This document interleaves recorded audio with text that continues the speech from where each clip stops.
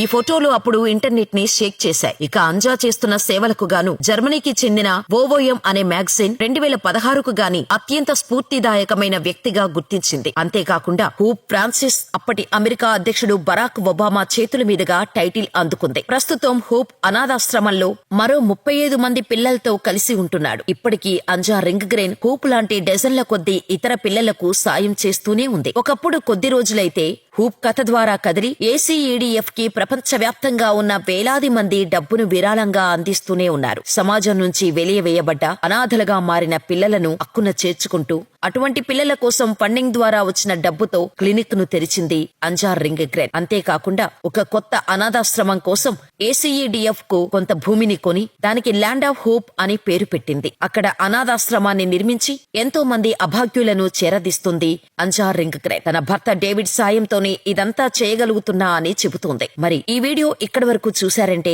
మీకు మేమిచ్చే ఇన్ఫర్మేషన్ ఖచ్చితంగా నచ్చింది అనుకుంటున్నా. ఒకవేళ నచ్చితే వీడియోని లైక్ చేసి మరిన్ని ఇలాంటి real life interesting motivational stories కోసం మన ఛానల్ ని సబ్స్క్రైబ్ చేసుకుని పక్కనే ఉన్న బెల్ ఐకాన్ కొట్టేసి నోటిఫికేషన్ ఆన్ లో పెట్టుకోండి.